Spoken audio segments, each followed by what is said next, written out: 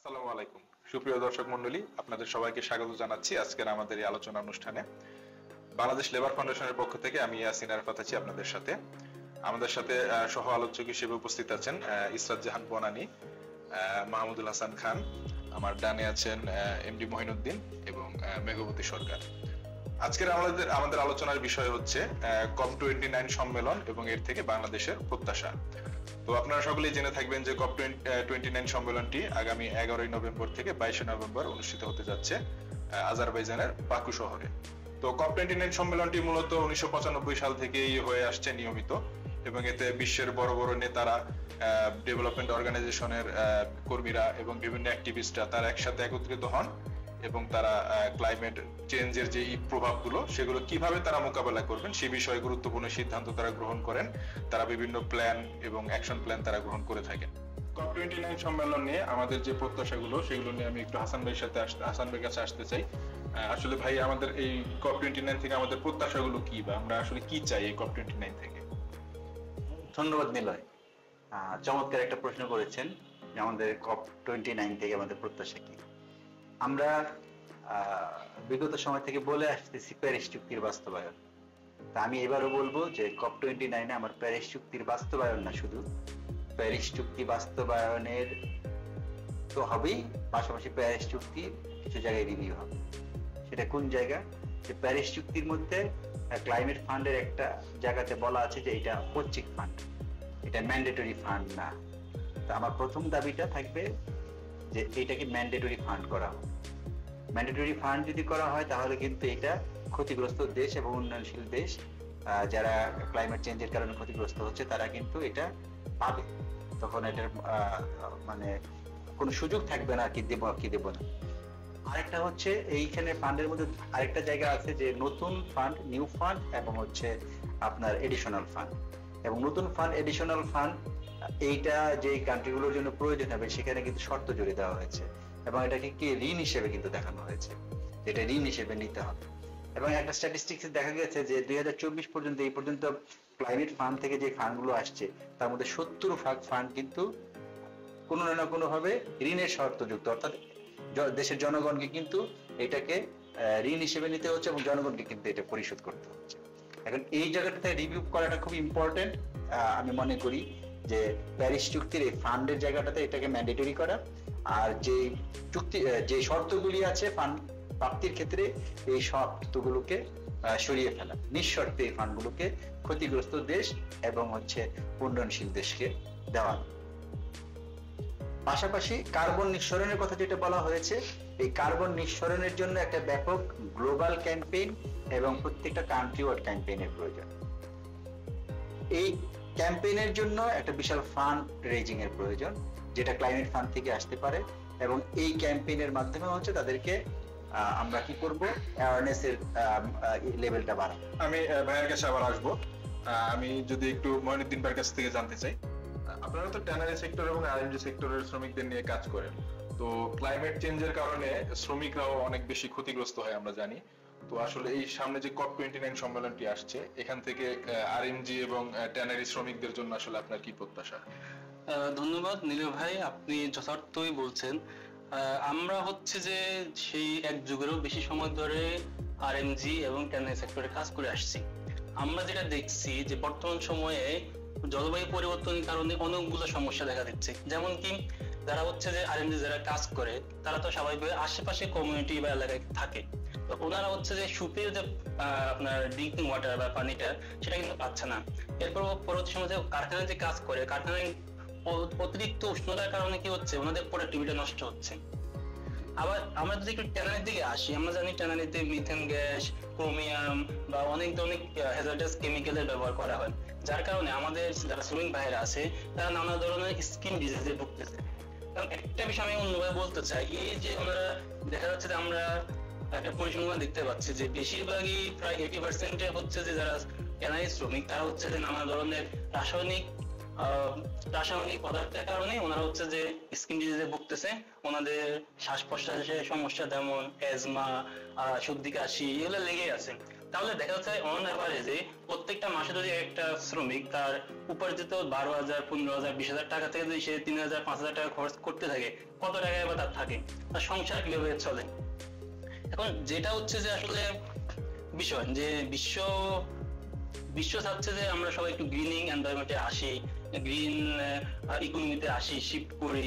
আবার বর্তমান সময় আমরা কিছুদিন আগে গত জুলাই মাসে ইউরোপিয়ান ইউনিয়ন একটা আইন পাস করছে, যেটাকে আমরা বলেছি ইউসিএসপি বলি, যেখানেও বলা হচ্ছে যে আমরা হচ্ছে যে ক্লাইমেট চেঞ্জটাকে, ক্লাইমেট যে কার্বন ইমিশনটা আছে ফ্যাক্টরি লেভেলে কার্বন ইমিশনটা যাতে আমরা 1.5 ডিগ্রি সেলসিয়াসের মধ্যে লিমিট করতে পারি। তো এই ক্ষেত্রে আসলে আমরা ক্লাইমেট পলিসি ইনিশিয়েটিভের একটা রিসার্চ দেখি, তারা বলছে যে আমরা যদি এনার্জিটাকে আমরা যদি ক্লিন করতে চাই বা ক্লিন এনার্জি বা গ্রিন এনার্জিতে শিফট করতে চাই আমাদের ইকোনমিটাকে বর্তমানে, তাহলে $2.4 ট্রিলিয়ন ইনভেস্টমেন্ট লাগবে। আবার আমাদের হচ্ছে যে একটা প্ল্যান আছে, যেটা প্রসপেরিটি প্ল্যান আমরা বলে থাকি, সেখানে আমাদের গভর্নমেন্ট অবশ্য প্ল্যান করছে যে 2030 সালের মধ্যে 42% হচ্ছে যে আপনার আমরা রিনিউয়েবল এনার্জির দিকে শিফট করব। এখন তাহলে আমাদের একটা সুযোগ আছে যে COP29 থেকে আমরা এই যে বিপুল পরিমাণে অর্থ অর্থায়নটা দরকার, এটা আমরা তাহলে COP29 সম্মেলন থেকে দাবি করতেই পারি। অবশ্যই সেটাই। ভাইকে অসংখ্য ধন্যবাদ। আমি আবার আসবো মনিকদিন ভাইয়ের কাছে। এই পর্যায়ে যদি আমি একটু মনির ভাইয়ের কাছে আসতে চাই, আসলে আমরা ইতিমধ্যে যে আলোচনা হলো সেখান থেকে জানলাম যে আসলে ক্লাইমেট চেঞ্জের প্রভাবটা শ্রমিকদের উপর রয়েছে। তো আপনি কি মনে করেন যে নারী এবং শিশুদের উপর কি ক্লাইমেট চেঞ্জের কোনো প্রভাব রয়েছে, এবং যদি থেকে থাকে তাহলে সেটা কিরকম আসলে? ধন্যবাদ নীলয় ভাই, এবং আমি আপনার সাথে সহমত পোষণ করছি যে নারী এবং শিশুদের মধ্যে প্রভাব আছে, প্রভাব পড়ছে। বাংলাদেশের জলবায়ুর প্রভাবটা অনেক বেশি, আর তার সব থেকে বড় শিকার হচ্ছে নারী এবং শিশু। ওয়ার্ল্ড ব্যাংক 2019 অনুযায়ী হচ্ছে বাংলাদেশ সর্বাধিক প্রভাবিত দেশগুলোর মধ্যে একটি, যেখানে প্রতি বছর বন্যা জলোচ্ছ্বাস দেখা দেয়। এখন কিভাবে হচ্ছে প্রভাবিত হচ্ছে, আমরা যদি আইএলওর একটি রিপোর্ট দেখি, আইএলওর হচ্ছে 2023 রিপোর্ট, সে অনুযায়ী 30% শিশু শ্রম বৃদ্ধি পেয়েছে শুধুমাত্র ক্লাইমেট চেঞ্জের কারণে। শিশু শ্রম বৃদ্ধি পাওয়ার কারণে কি হচ্ছে, শিশুরা বিভিন্ন অপ্রাতিষ্ঠানিক এবং ঝুঁকিপূর্ণ কাজে জড়িয়ে পড়ছে বা করতে হচ্ছে। এখন এই যে নারী এবং শিশু নিয়ে আমরা কথা বলছি, আমরা জানি নারীরা একটা ভালনারেবল গ্রুপ থেকে উঠে আসে বা বিলং করে, ভালনারেবল গ্রুপ থেকে বিলং করে, এবং নারী এবং শিশু এই যে জলবায়ুর প্রভাবে প্রভাবিত হচ্ছে, তার কারণে আরো কিছু সংকটে কিন্তু আমরা দেখছি পার্সেন্টেজটা বেড়ে যাচ্ছে। যেমন ধরেন দারিদ্রের হার বেড়ে হয়েছে 13%, এবং খাদ্য সংকট বেড়ে হয়েছে 12%। এই যে সংকটগুলো, এগুলো মোকাবেলার জন্য আমাদের পর্যাপ্ত ফান্ডিং এর দরকার, যেটাকে আমরা বলতেছি ক্লাইমেট ফান্ডিং। এই ক্লাইমেট ফান্ডিং হচ্ছে নারী এবং শিশুর উপর যে প্রভাবটা পড়ছে, এবং যেটা আমাদের সামগ্রিকভাবে হচ্ছে সামগ্রিক যে বিপর্যয়, সেই বিপর্যয়েও কিন্তু এটা ইনক্লুড হচ্ছে। তো এই সংকটটা মোকাবেলার জন্য ক্লাইমেট ফান্ডিং দরকার, এবং নারী ও শিশুর। তাহলে কি আপনি কি মনে করেন যে COP29 যে সম্মেলনটা, এটা আমাদের জন্য একটা বড় সুযোগ এই নারী এবং শিশুদের ক্ষেত্রে সংকট মোকাবেলা করার জন্য? অবশ্যই। এখানে আমরা যদি নারী এবং শিশুর প্রভাব প্রতি যে প্রভাবটা পড়তেছে, তার জন্য যে সৃষ্ট আমরা দেখতেছি যে সমস্যাগুলো আমরা পড়তেছি, খাদ্য সংকটের কথা বললাম, আর দারিদ্র্যের কথা বললাম, সেগুলো আমরা কিভাবে নিরসন করবো? ক্লাইমেট ফান্ডিংটার মাধ্যমে। আমরা যদি পর্যাপ্ত পরিমাণ ক্লাইমেট ফান্ডিং পেয়ে যাই, তাহলে আমরা সেগুলো হচ্ছে সেই সংকটগুলো মোকাবেলা করতে আমাদের জন্য সহজ হবে। চমৎকার বলেছেন। আমি আসবো আবার আপনার কাছে। এই পর্যায়ে যদি আমি একটু মেঘবতী আপুর কাছে জানতে চাই, যে আমরা অলরেডি জানলাম যে বন্যার কথাটা উঠে এসেছে, এবং একই সাথে খরাও একটা বড় ধরনের ইস্যু আমাদের দেশের জন্য। তো বন্যা, খরা বা পাশাপাশি আরো যে প্রাকৃতিক দুর্যোগগুলো রয়েছে, এগুলো মোকাবেলা করার জন্য আমরা যে ফাইন্যান্স গুলো পেয়ে থাকি বা ফান্ডিং গুলো পেয়ে থাকি, এগুলো কি যথেষ্ট বলে মনে হয় আপনার কাছে? আমার কাছে যথেষ্ট মনে হয় না। তার কারণ হচ্ছে আমরা যদি রিসেন্ট যে 24 সালের যে বন্যার পরিস্থিতি যদি দেখি, ফেনী, নোয়াখালী, কুমিল্লাতে যে অবস্থা হয়েছে, তাতে হাজার হাজার মানুষ যে পরিমাণ মানে কষ্ট বা দুর্ভোগ সহ্য করেছে, সেই পরিমাণ ত্রাণ কিন্তু আমরা দিতে পারিনি। হ্যাঁ, আমরা অনেকেই হচ্ছে অনেকভাবে টাকা তুলে অনেকভাবে সাহায্য করার চেষ্টা করেছি, কিন্তু সেটা আসলে আমার কাছে মনে হয় না যে দ্যাটস এনাফ। আর আমি যদি ওয়ার্ল্ড ব্যাংকে 2024 সাল মানে রিসেন্ট একটা সমীক্ষার কথা বলি, তো সেখানে দেখা গেছে যে আমাদের মিনিমাম $5 বিলিয়ন লাগবে তাদের এই কি বলে তীব্র বন্যা দুর্গত বা তীব্র খরা যে পরিস্থিতি, সেগুলো মোকাবেলা করার জন্য মিনিমাম $5 বিলিয়ন লাগবে। কিন্তু সেখানেও আমাদের দেখা গেছে যে 50% বলতে গেলে এখনো ল্যাকিংস রয়ে গেছে। তো এই ল্যাকিংসটা ফিল আপ আমরা কিভাবে করব? অবশ্যই এই ক্লাইমেট ফান্ডিং, আমরা যে সম্মেলনে যাচ্ছি, যে ক্লাইমেট ফান্ডিংটা আমরা পাবো, আই থিংক এই 50% মানে ল্যাকিংসটা আমরা সেটা দিয়ে ফিল আপ করে নিতে পারবো। অবশ্যই আমি চাইবো যে আমরা এই দাবিটা তুলে ধরি ওখানে, যে এই 50% ফান্ডিংটা যদি আমাদেরকে ফিল আপ করতে হয়, তাহলে আমাদের যেন যথেষ্ট পরিমাণ কি বলে যে ফান্ডিংটা দরকার, সেটা যেন আমরা ওখান থেকে দাবি হিসেবে তুলে আনতে পারি। এবং অবশ্যই আমি হাসান ভাইয়ের কথাটা আরেকটু জোরালো ভাবে বলবো, যে উনি যেটা বলছেন যে যতই আমরা ফান্ডিং করছি না কেন, সেটা কিন্তু ঋণের বোঝা হিসেবে আমাদের ঘাড়ে এসে চাপছে। কিন্তু এটা যেন না হয়, সেটা যেন ঋণ মুক্ত হয়, এটা যেন ফান্ড হিসেবে আমরা একটা দেশে সেটা ট্রান্সফার করতে পারি।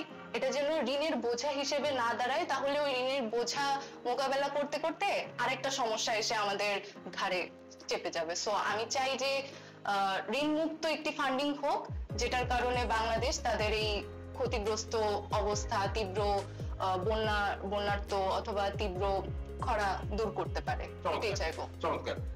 এরপর আমি আবার একটু মাহমুদুল হাসান ভাইয়ের কাছে আসতে চাই। 29 সম্মেলনের একটা বড় অবজেক্টিভের ভিতর বলা আছে হচ্ছে যে লিভিং নো ওয়ান বিহাইন্ড। তো এই লিভিং নো ওয়ান বিহাইন্ডটা মূলত আসলে জাস্ট ট্রানজিশনকেই মূলত ফোকাস করে বা তুলে ধরে। তো এই COP29 সম্মেলন আসলে বাংলাদেশের প্রত্যাশা কি হতে পারে এই জাস্ট ট্রানজিশন এবং বাংলাদেশের যে শ্রমিক তাদের সবকিছু মিলে আপনার কি মনে হয়? ধন্যবাদ, চমৎকার একটা প্রশ্ন। কেউ থাকবে না বাহিরে, বা এখানে ইনক্লুশনের একটা কথা বলা হয়েছে, এবং ইনক্লুশনের জায়গাতে যে জায়গাটা সেটা হচ্ছে যে দুটো বিষয়। একটা হচ্ছে, আমি যদি মেঘভূতির কথায় আসি, তারপরে আমি বনানীর কথার মধ্যে আসি, তারপর আমি আপনার প্রশ্নের উত্তরটাতে যাচ্ছি। সেটা হচ্ছে ফান্ডিং নিয়ে আমরা অনেক কথা বলছি, তাই না? ফান্ডিংটা যেরকম ইম্পর্টেন্ট, ফান্ডিংটা ইম্পর্টেন্ট কেন? যে পরিমাণ ক্ষতিগ্রস্ত আমরা হয়েছি, এইটার থেকে রেস্কিউ হওয়ার জন্য, এটার ভালনারেবিলিটি কমানোর জন্য ফান্ডিংটা প্রয়োজন। পাশাপাশি কিন্তু আরেকটা জিনিস প্রয়োজন, সেটা হচ্ছে এই যে ক্লাইমেট চেঞ্জের যে মাত্রাটা, এইটার যে ইম্প্যাক্টটা, এইটাও কমানোর জন্য একদম প্যারালালি কাজ করে যেতে হবে। সেটা কি? কার্বন নির্গমন কমানোর কাজটা করতে হবে। এইটা একটা হচ্ছে COP20-তে পাশাপাশি ফান্ড রেজিং এর পাশাপাশি হচ্ছে ইন্ডাস্ট্রিয়ালাইজেশন যে সমস্ত কান্ট্রি গুলো আছে তাদেরকে বেশি জোর দিতে হবে যাতে কার্বন নির্গমন তারা কমান, এবং এই কমানোর প্রেক্ষিতে কিন্তু আমাদের ক্ষতিগ্রস্ততার পরিমাণটা কমে আসবে। এখন আপনি যেটা বললেন যে কেউই থাকবে না পেছনে, বিহাইন্ড দ্য স্ক্রিনে কেউ থাকবে না, এটা তো অবশ্যই দরকার। এবং এইটা একটা বড় জায়গা হচ্ছে আমাদের পিছিয়ে পড়া জনগোষ্ঠী। পিছিয়ে পড়া জনগোষ্ঠীর মধ্যে একটা বৃহৎ অংশ হচ্ছে আমাদের দেশের শ্রমিক। জি। এবং আমাদের দেশের যারা শ্রমিক তারা কিন্তু আপনার দেখবেন যে বিভিন্ন সেক্টরে যারা কাজ করছে প্রত্যেকেই কিন্তু গ্রাম থেকে আসছে, বিভিন্ন অঞ্চল থেকে মাইগ্রেট হয়ে আসছে, স্থানীয় মাইগ্রেশনের মাধ্যমে তারা আসছে। এবং এই শ্রমিকরা কিন্তু এই ক্লাইমেট চেঞ্জের প্রভাবে কিন্তু প্রযুক্তিরও একটা পরিবর্তন হচ্ছে, উন্নত অনেক প্রযুক্তি আসছে। আমরা প্রযুক্তিকে অনেক সময় বলি আশীর্বাদ, অবশ্যই এটা সবসময় আশীর্বাদ, কিন্তু প্রযুক্তিটা হতে হবে।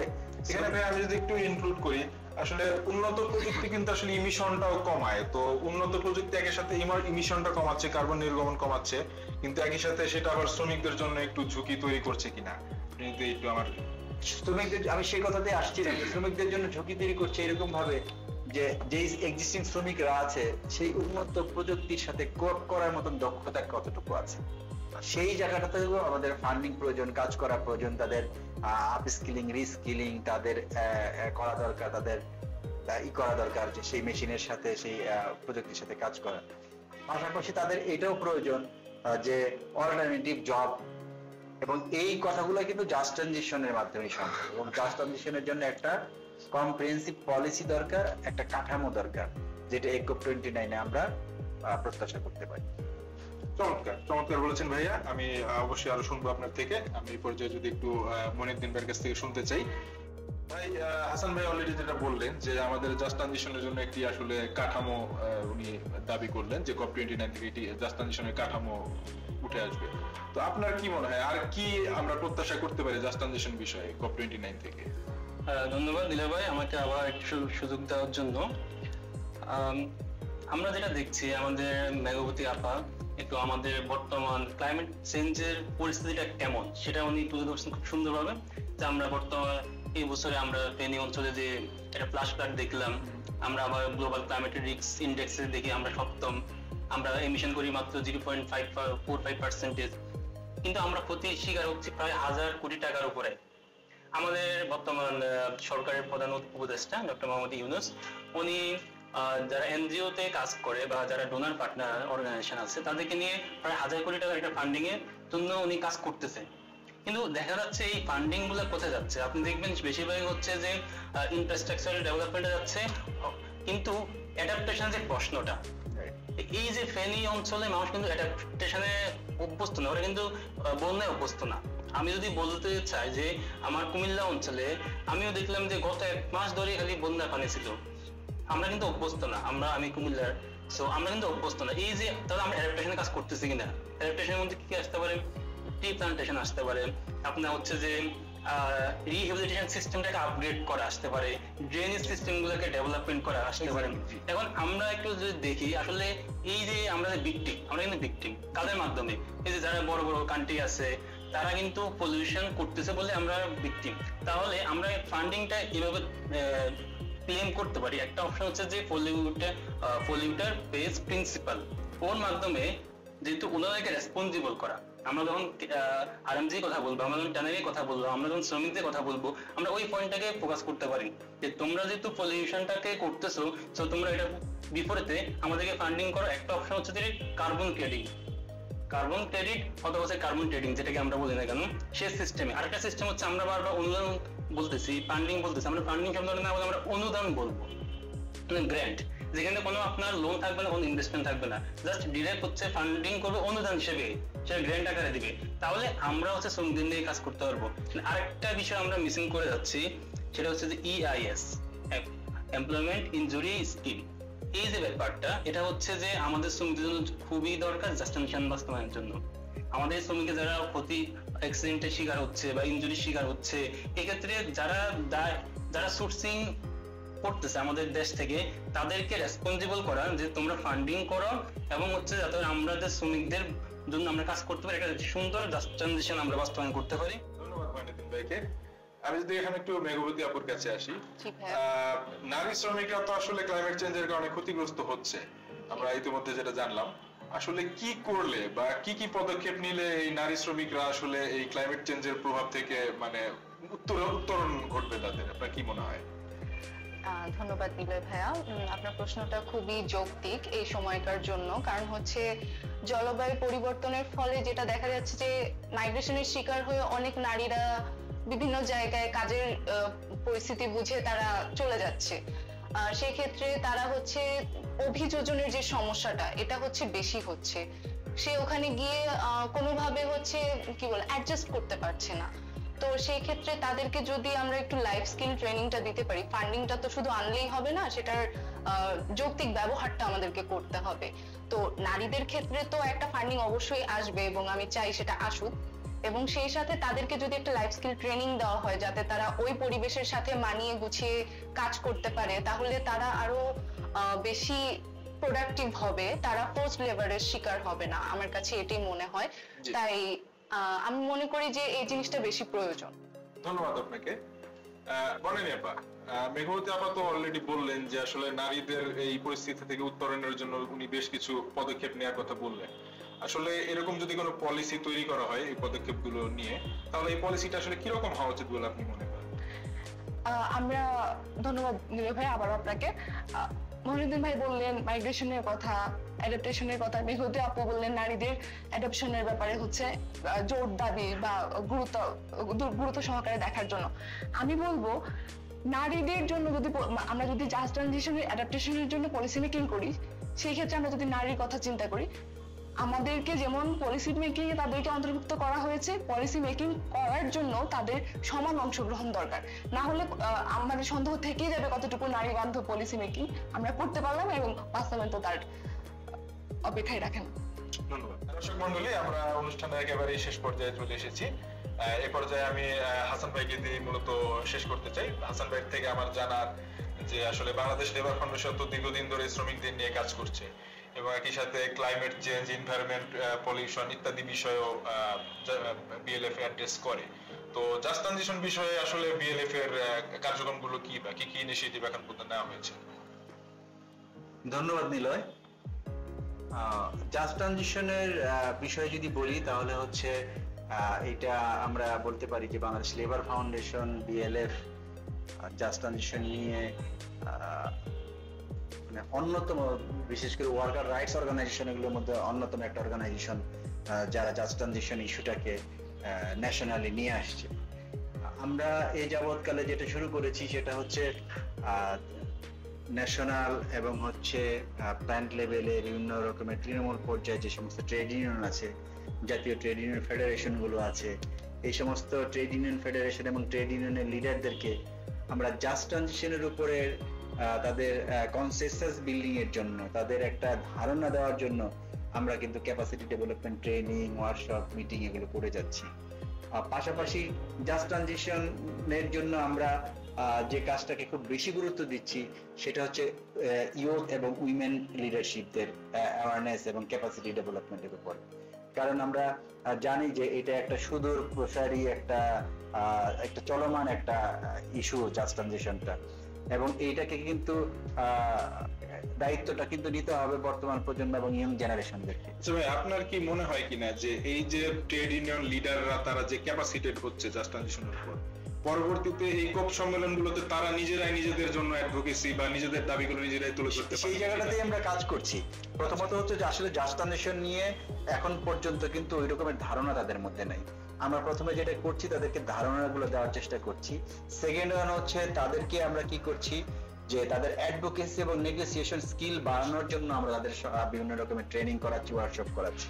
আরেকটা হচ্ছে জাস্ট ট্রানজিশন যেমন ট্রেড ইউনিয়ন গুলোর মিনিমাম ওয়েজ, বিভিন্ন রকমের রাইটস বেসড বিভিন্ন ইস্যুস গুলো আছে নিয়ে কাজ করে। জাস্ট ট্রানজিশন যেন ট্রেড ইউনিয়নের একটা ম্যান্ডেটরি ইস্যু হয় এবং সেই ইস্যু নিয়ে যেন তারা কাজ করতে পারে, সেইটা নিয়ে আমরা তাদের কাজ করছি। এখন ম্যান্ডেটরি ইস্যু কখন নিয়ে কাজ করতে পারবে? যখন তাদের ক্যাপাসিটিটা ইনক্রিজ করবে তখনই তারা পারবে। এই জন্য আমরা বিভিন্ন টায়ারে ইউথদের, উইমেনদেরকে জাতীয় ফেডারেশনের এবং হচ্ছে স্থানীয় পর্যায়ে ট্রেড ইউনিয়নের আমরা সক্ষমতা বৃদ্ধির জন্য কাজ করছি।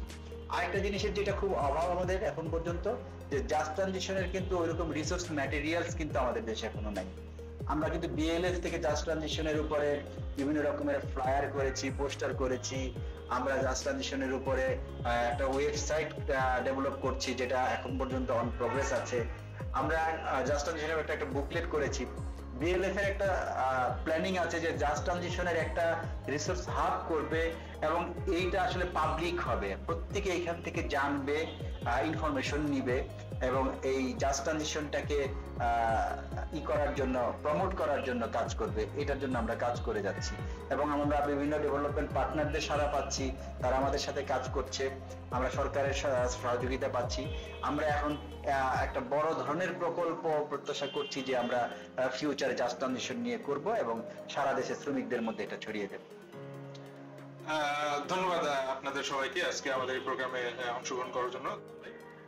দর্শক মন্ডলী, আপনারা শুনলেন যে বাংলাদেশ লেবার ফাউন্ডেশন বিএলএফ দীর্ঘদিন ধরে শ্রমিকদের নিয়ে কাজ করে এবং জাস্ট ট্রানজিশন নিয়ে বর্তমানে তাদের কি কি ইনিশিয়েটিভ রয়েছে সেগুলো আমরা হাসান ভাইয়ের মুখ থেকে শুনলাম। তো আমরা অনুষ্ঠানের একেবারে শেষ পর্যায়ে চলে এসেছি। আমি আমাদের সম্মানিত গেস্টদের আমি ধন্যবাদ দিতে চাই এবং একই সাথে আপনাদেরকেও আমি ধন্যবাদ দিতে চাই। ক্লাইমেট চেঞ্জ এবং COP29 যে সম্মেলন আমাদের সামনে আসছে, এটা নিয়ে আমাদের যে প্রত্যাশা কতটুকু পূরণ হবে আমরা জানি না, তবে প্রত্যাশা আমরা করতেই পারি। আমাদের যে ইনিশিয়েটিভ গুলো আছে আমরা আশা করব আপনারা আমাদের সাথে থাকবেন। ধন্যবাদ সবাইকে।